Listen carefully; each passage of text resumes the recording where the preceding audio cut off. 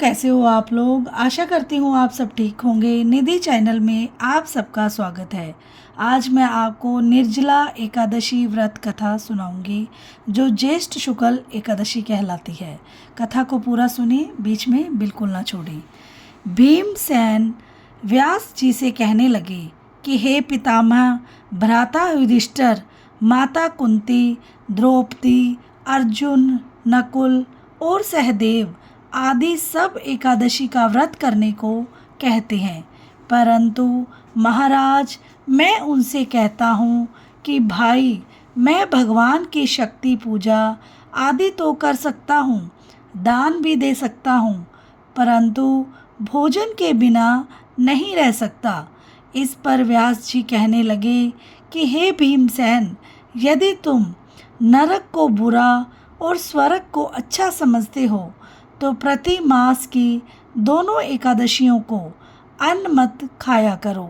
भीम कहने लगे कि हे पितामह, मैं तो पहले ही कह चुका हूँ कि मैं भूख सहन नहीं कर सकता। यदि वर्ष भर में कोई एक ही व्रत हो तो वह मैं रख सकता हूँ, क्योंकि मेरे पेट में वर्क नाम वाली अग्नि है, सो मैं भोजन किए बिना नहीं रह सकता। भोजन करने से वह शांत होती है, इसीलिए पूरा उपवास तो क्या, एक समय भी बिना भोजन के किए रहना कठिन है। अतः आप मुझे कोई ऐसा व्रत बताइए जो वर्ष में केवल एक ही बार करना पड़े और मुझे स्वर्ग की प्राप्ति हो जाए। श्री व्यास जी कहने लगे कि हे पुत्र, बड़े बड़े ऋषियों ने बहुत शास्त्र आदि बनाए हैं, जिनमें से बिना धन के थोड़े परिश्रम से ही स्वर्ग की प्राप्ति हो सकती है। इसी प्रकार शास्त्रों में दोनों पक्षों की एकादशी का व्रत मुक्ति के लिए रखा जाता है। व्यास जी के वचन सुनकर भीमसेन नरक में जाने के नाम से भयभीत हो गए और कांप कर कहने लगे कि अब क्या करूं? मास में 2 व्रत तो मैं कर नहीं सकता। हाँ, वर्ष में एक व्रत करने का प्रयत्न अवश्य कर सकता हूँ। अतः वर्ष में एक दिन व्रत करने से यदि मेरी मुक्ति हो जाए तो ऐसा कोई व्रत बतलाइए।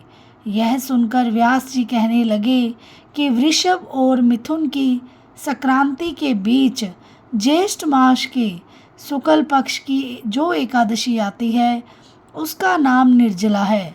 तुम उस एकादशी का व्रत करो। इस एकादशी के व्रत में स्नान और आचमन के सिवा जल वर्जित है।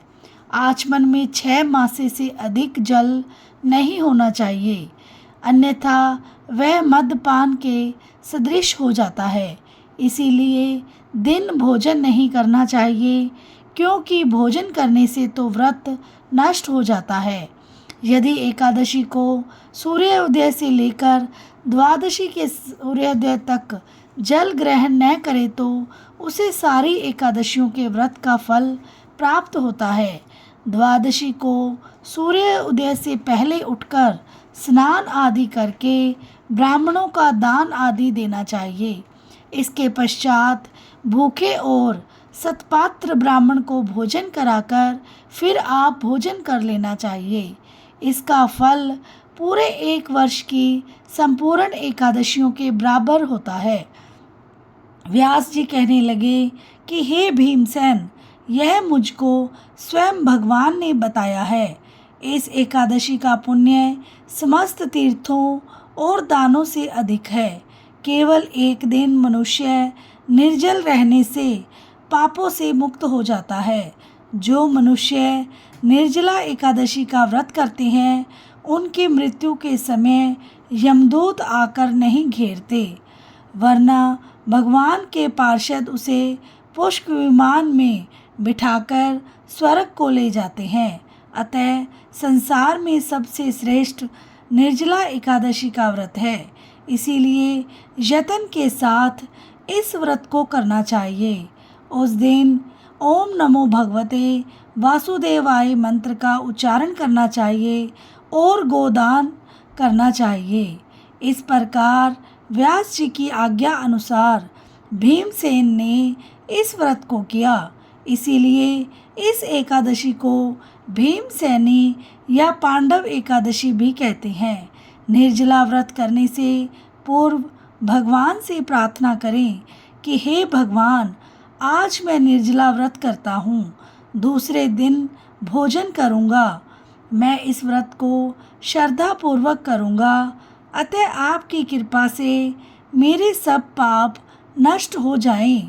इस दिन जल से भरा हुआ एक घड़ा वस्त्र से ढककर स्वर्ण सहित दान करना चाहिए।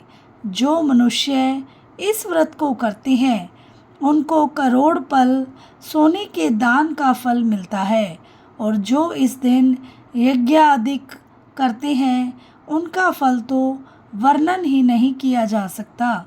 इस एकादशी के व्रत से मनुष्य विष्णु लोक को प्राप्त होता है। जो मनुष्य इस दिन अन्न खाते हैं वे चांडाल के समान हैं, वे अंत में नरक में जाते हैं। जिसने निर्जला एकादशी का व्रत किया है वह चाहे ब्रह्म हत्यारा हो, मद्यपान करता हो, चोरी की हो या गुरु के साथ द्वेष किया हो, मगर इस व्रत के प्रभाव से स्वर्ग को प्राप्त हो जाता है। हे कुंती पुत्र, जो पुरुष या स्त्री श्रद्धापूर्वक इस व्रत को करते हैं उन्हें अग्रलिखित कर्म करने चाहिए। प्रथम भगवान का पूजन, फिर गोदान, ब्राह्मणों को मिष्टान व दक्षिणा देनी चाहिए तथा जल से भरे कलश का दान अवश्य करना चाहिए। निर्जला के दिन अन्न, वस्त्र, उपाहन आदि का दान भी करना चाहिए। जो मनुष्य भक्ति पूर्वक इस कथा को पढ़ते या सुनते हैं उन्हें निश्चय ही स्वर्ग की प्राप्ति होती है। बोलो विष्णु भगवान की जय हो। और आशा करती हूँ आपको कथा सुनकर आनंद आया होगा, और कथा के अंत में हमें कीर्तन अवश्य करना चाहिए। आप भी मेरे साथ साथ कीर्तन कीजिए और आनंद लीजिए। श्रीमन नारायण नारायण नारायण, भजमन नारायण नारायण नारायण, लक्ष्मी नारायण नारायण नारायण, श्रीमन नारायण नारायण नारायण, भजमन नारायण नारायण नारायण, जपमन नारायण नारायण नारायण, लक्ष्मी नारायण नारायण नारायण, श्रीमन नारायण नारायण नारायण, भजमन नारायण नारायण नारायण, जपमन नारायण